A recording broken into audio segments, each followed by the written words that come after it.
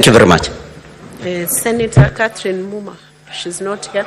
Senator Asige. Thank you.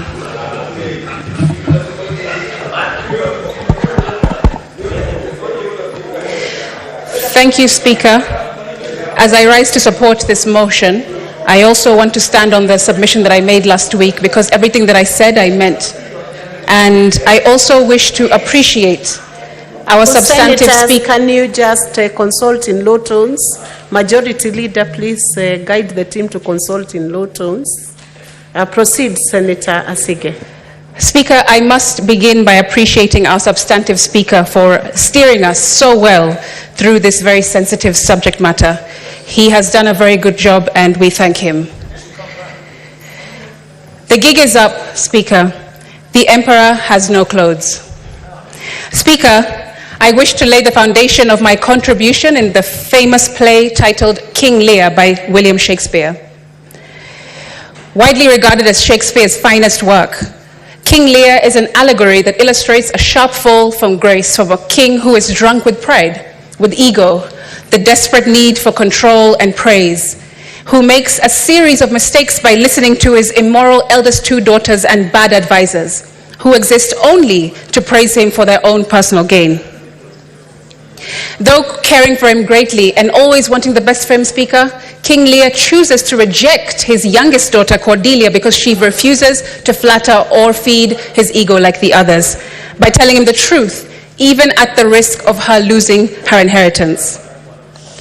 Shakespeare's motif revolves around King Lear's fall into error and Machiavellian ways, which we see when he arrogantly declares that he has ultimate power and can choose to ignore his subjects whenever he is pleased with them. His inability to see the truth leads him to lose power, wealth, his senses, his truest daughter Cordelia, and ultimately his own life. Speaker, the entire internet was screaming during Sunday night's interview with the president. Don't mean to anthropomorphize, but TV screens across the country would have turned themselves off themselves if they could, after what is said to have been a train wreck of a conversation from start to finish that left the emperor naked. I must acknowledge, however, the decision by the president to have a 2-hour unscripted sit-down, because seldom do African heads of state risk putting themselves in unpredictable, uncontrolled environments like that.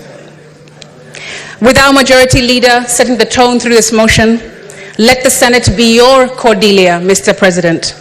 You are a leader in the service industry, and I was told just last night that the two most vital pillars in the service industry are perception and experience. And for such a delicate subject matter, you at the very least need a stellar crisis communications team, because your words kept fueling the fire last week. I also want to remind the president that it's not about him. It's not personal. We didn't name it Kenya Kwanza. That wasn't us. Kenya Kwanza. Not Kwanza the noun, Speaker, but Kwanza the adjective. And instead of putting Kenya first, your presidency has put Machiavellianism first, like King Lear, when all that us young people wanted was for you to put Kenya first. Like a performance review of sorts, Speaker, we expected that on his third attempt to address us on Sunday night, he would come with details, with data, definitives, strategies, but it was still so vague, so non-committal, so uninformed. It felt dismissive and disconnected. Speaker, the president went on national television without a clue of what has been happening in the country that he believes he governs. Was the deputy president right in his address last week as well, that his boss may not know all that is going on in the country? How many people are in custody, he was asked. He replied, I have a ballpark figure from the police that they have enough people.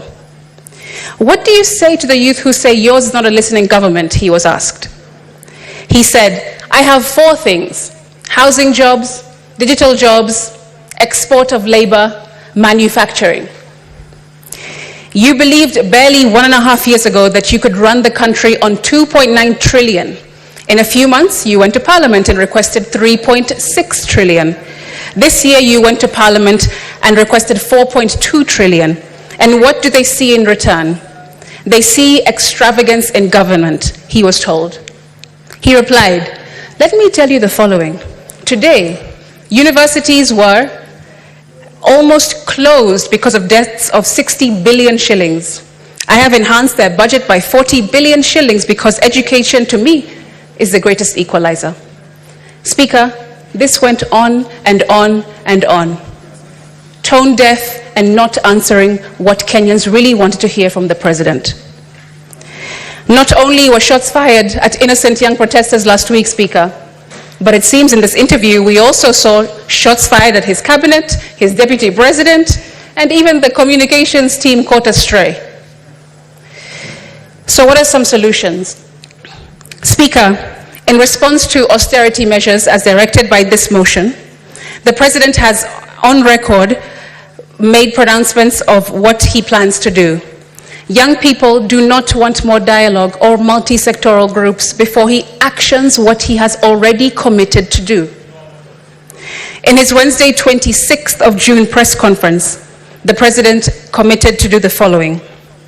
1, reduce expenditure, starting with the executive office of the president and extending it to the entire executive arm of government. 2, operational expenditure in the presidency be reduced to remove all allocations for the confidential vote, reduce travel budgets, hospitality, and purchase all motor vehicles and renovations, as well as other expenditures. Number 3, Parliament, the judiciary, and county governments working with the National Treasury also undertake budget cuts. This clearly shows, Speaker, that the president knows exactly what he needs to do and precisely what he needs to focus on. Get rid of corruption, get rid of wastage, get rid of breaching court orders, get rid of misdirective and duplicative pots of money like CDF, which completely usurp the true function of a legislator. Speaker, members of parliament are supposed to legislate and ministries are supposed to implement. No parliamentarian should have a CDF allocation because our role is simple: to represent, to oversight, and legislate.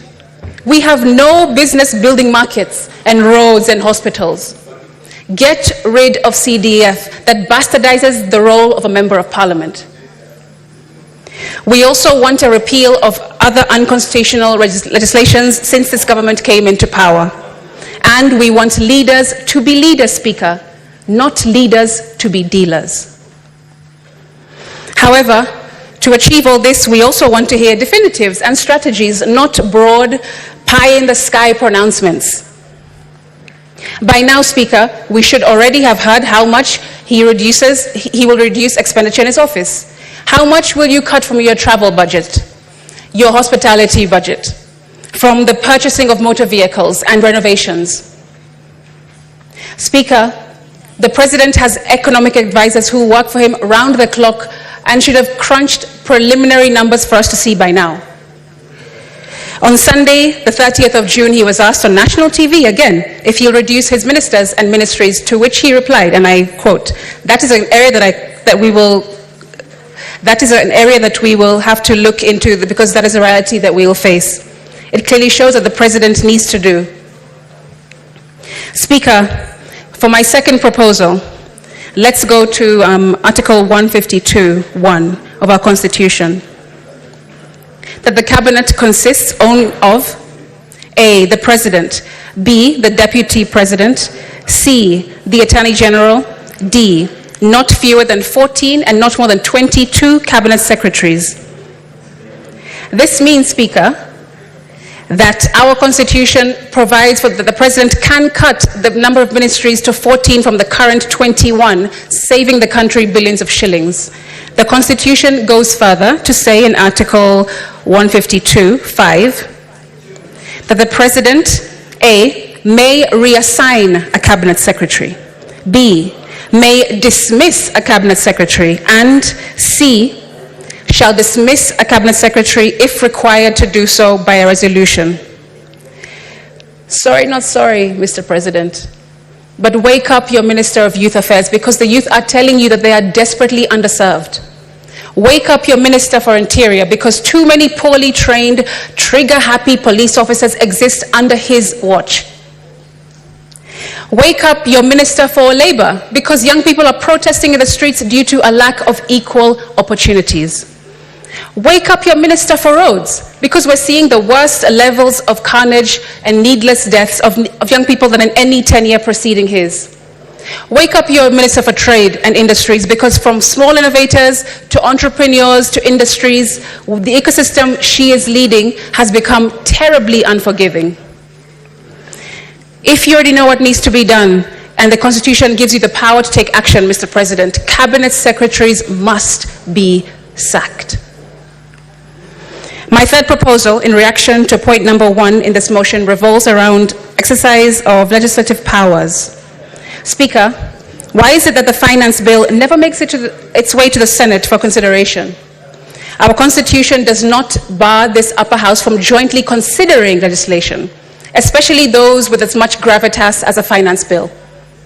To illustrate this, I want to go to Article 109(5) that says, a bill may be introduced by any member or committee of the relevant House of Parliament, but a money bill may only be introduced in National Assembly in accordance with Article 114.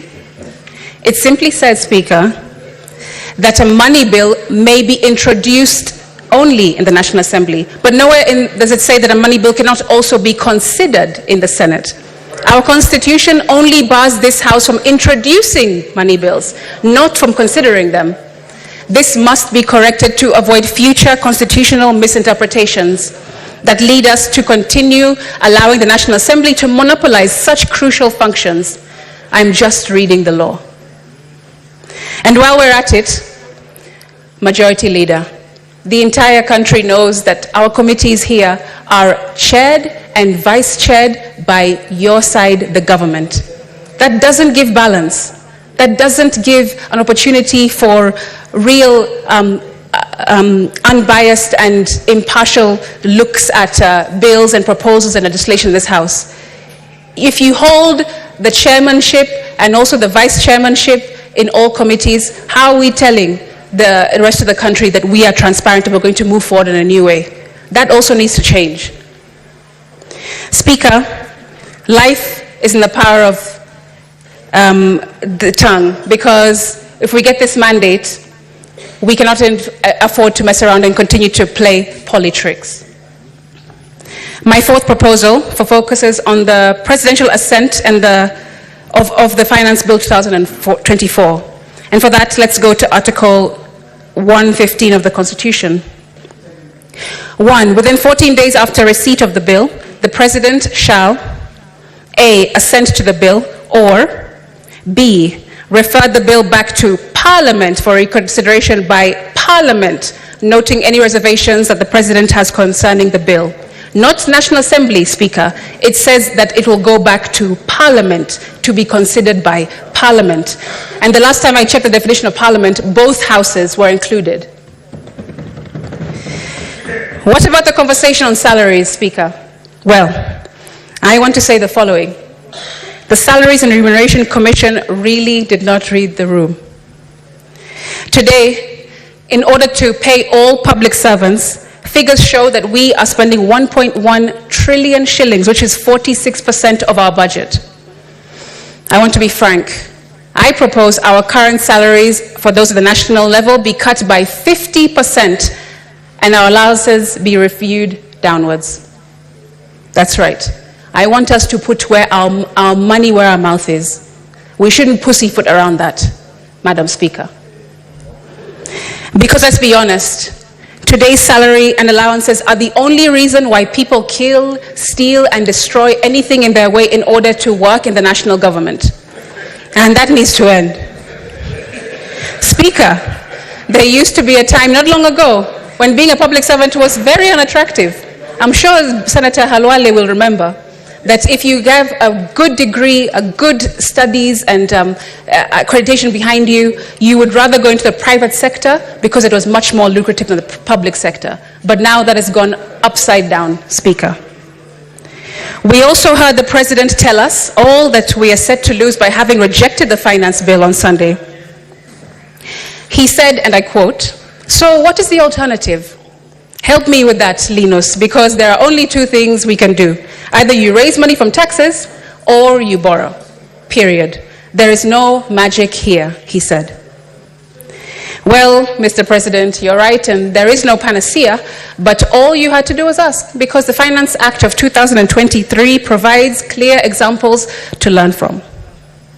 For one, we witnessed a reduced consumption of petroleum products, a slowdown in construction due to high cost of materials, and a significant overall increase in construction costs, largely attributed to the imposition of the export investment levy, and on raw materials, that is, Speaker. Notably, imports of clinker, crucial for cement production, dropped by 77.5%.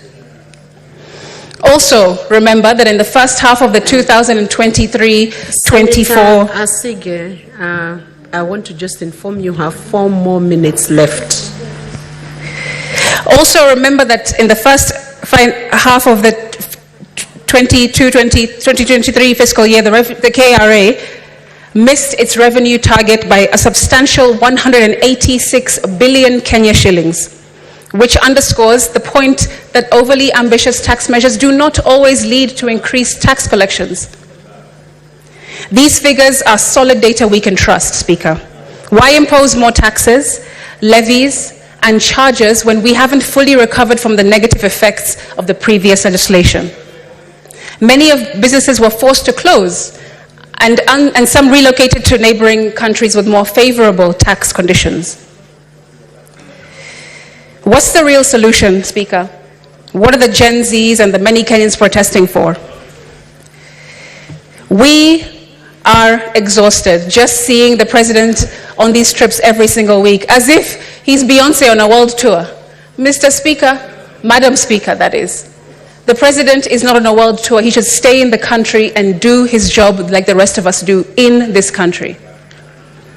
Yes, he may have had many plans, but Mr. President, exporting our brightest minds to work abroad is not the solution. This brain drain is crippling us and cannot be quantified at all.